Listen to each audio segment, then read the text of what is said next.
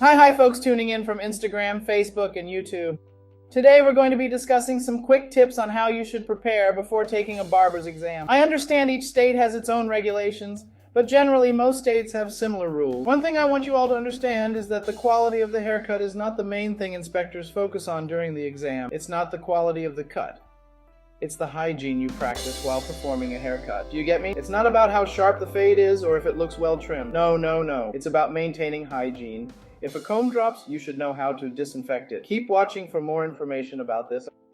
Okay, one other thing the inspectors will spot and take note of is how you handle the client's gown. Am I right? Normally, barbers tend to do this at the barbershop. We put the gown on like this over the client's arm, but that's a mistake. That's a point lost when you're taking the barber's exam. Instead, you should do the following. When you're going to put the gown on the client, have them sit down. Firstly, sanitize the chair. And this is another thing they're picky about that can cost you points. Then turn the client so they're not facing the mirror and proceed this way. Twist the towel over the top and toss the gown over the top. That's two more things. Firstly, turn the chair and then toss this over the top. No, what you should do is take the gown and make sure it doesn't touch the floor. As I've been saying, it's not about the quality, it's about hygiene. That's what they're looking for. When you're going to put the gown on the client, do it from bottom to top. And try to avoid this touching the client's neck. It shouldn't touch their skin. Always keep that in mind.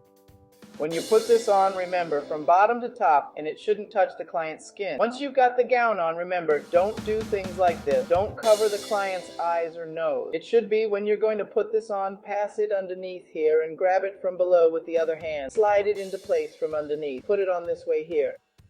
Sorry, that took a little longer.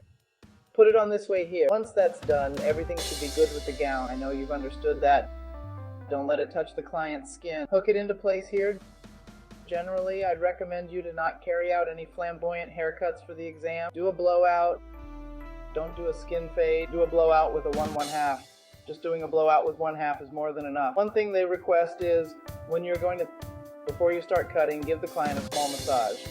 Here, on their head. As I've said before, each state has different laws, but this is something common in most states. They ask that you give the client a small massage. After that, head back to your workstation and clean your hands with hand sanitizer or alcohol. Wash your hands, then dry them. Once they are dry, then you can... Another thing they'll be looking at is how you've organized your workstation. I know your workstation is organized, but for example, the chemicals, let's see, this is hairspray. And this is a black, even though you don't need to bring either of these. What they want, shaving stuff, the powder. Try to keep that stuff on one. The powder, then the water, and this on a different side, the towel. I would suggest taking at least 2 towels, or actually I'd recommend 5 towels, just in case one happens to fall on the floor and you won't be able to use it. And let me stress again, it's not about quality, it's about hygiene, which they focus on. Keep your shaving stuff like shaving gel aside. And as for the water and such, keep it separately, just like this sterilizer. Keep it beside your shaving stuff. Stuff like shaving powder also goes there. One more thing, if you don't want to bring it or if it's not required, is the water heater. This small one right here is not necessary to bring. Something else to keep in mind is that while you're cutting the client's hair and you're going to use a razor, don't do this thing that we barbers typically do at the barber shop. For instance, if you're shaving this side and you're using a razor here to cut the hair, and you want to go to the other side, and you walk over to this side, right? To do this other side, please don't even think about walking with the razor open. That's a no-no.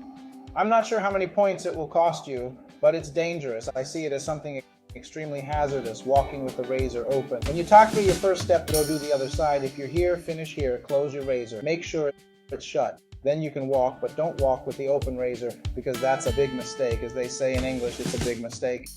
Another piece of advice to keep in mind is when you go to take the test, I took mine in the state of Massachusetts, and as I keep stressing, and I will never tire of repeating, each state has its own regulations and conditions, but generally they are pretty similar. The point is, when you go get the haircut, you must bring your tools, at least 3 trash bags. Yes, 3 trash bags, because when the exam ends, you must clean your mirror with alcohol as well as the floor. So, the towels and this thing needs to be included in the 3 large trash bags, the largest ones from your chair. The trash bags, 3 trash bags for these 3 purposes. One is for the towels, as you're going to shave, one for the towels. Another one is for general waste.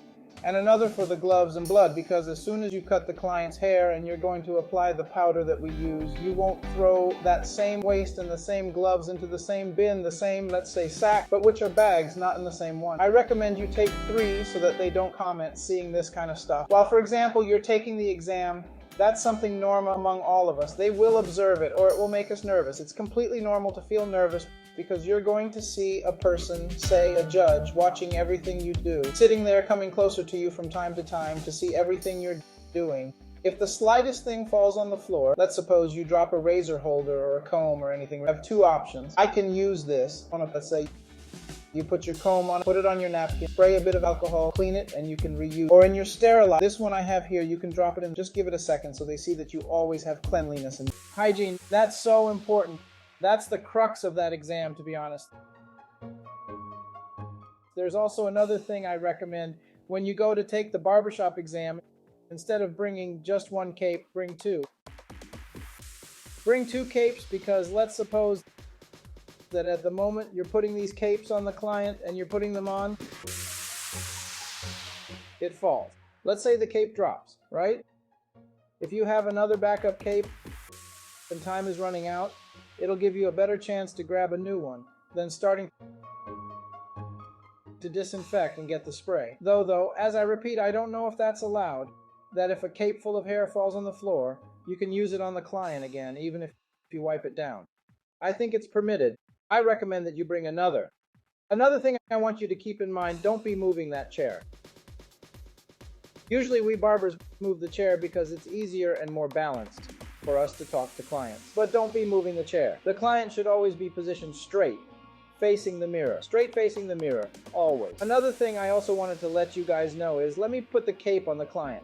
Again, I did it unconsciously again. I went back and put the cape on like this. The cape isn't put on like this. When you're going to put it on, you put it on carefully folded so that it doesn't touch the floor. If the cape touches the floor, disinfect it, or, as I repeat, grab the other cape. Don't let it touch the floor. The floor. That's why I recommend folding it like this, grabbing it from down here up. The cape should not touch the client's skin. You put the collar on and tie everything up. Here I am already doing it. You guys already saw how I explained how to put it on. Then another thing is, they want to see how you react at the moment that when you're cutting the hair and you're doing the fringe for the client. Doing the fringe for the client and you cut it. Even if you haven't actually cut the client's hair, you have to demonstrate how you would react if you did cut it. This powder is used to stop the bleeding and any bacteria in the air to prevent it from penetrating to the client. Usually what we do in the shop, we take a napkin, we get some powder and apply it. Or there are others that are even. Those are old school who take the egg itself and come there and apply it. What they want is for you to use a cotton swab. A cotton swab is what people commonly use for their ears. Right now, I don't have a clean cotton swab, truth be told. You apply it to the client, even if you haven't actually cut the client.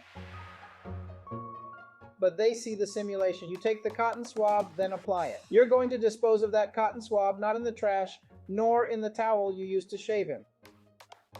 You'll put it in the, which is why I say bring 3 bags. In the blood waste, where the gloves and any blood-related items go. If you've accidentally cut him, dispose of it there. I recommend 3 waste bags for that. Another thing is, when you're doing the haircut, here's the thing. Once you've serviced the equipment,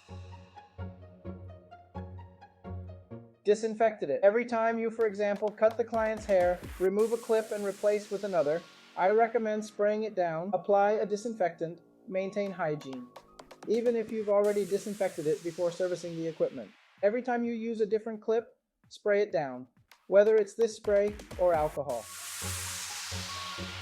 Either way, you can use it so that I see your hygiene. Dry it, put it back to use. Finish using that, going to use another, spray it down again.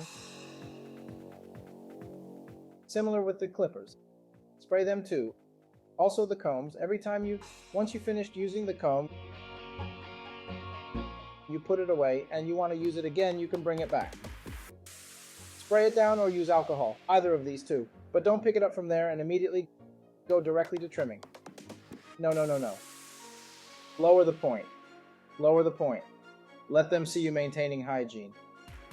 Another thing, let me repeat, it's not the quality of the cut, it's the hygiene. Many times we want to do an outstanding haircut, but remember, they give you 2 hours. And you may say, but 2 hours go to do everything. When you're there, nervous, and trying to remember the steps you're missing, those hours pass by, believe me, they do.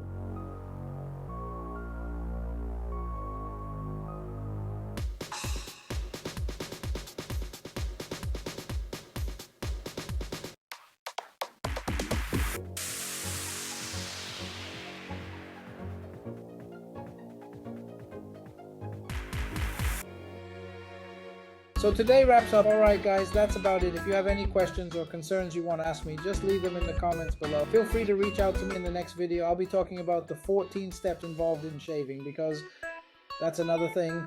There are 14 steps to properly shave and for you to pass the exam. I recommend subscribing to my channel, hit like, turn on notifications, whatever you want to do. I'm grateful to everyone watching my video. It's a huge help to me, seriously. And soon I'll be sharing the 14 steps on how to shave the customer, or the 14 steps they ask for when shaving a customer. There are 7 steps for this side and 7 steps for the other side, so look out for my next video coming soon. As you know, I'm a professional barber, your master professional barber, Carlos Cup. You can follow me on social media through Interim Carlos Cup, with a lowercase in English, Carlos Cup, and the underscore. You guys know the drill. Much love and take care. Bye.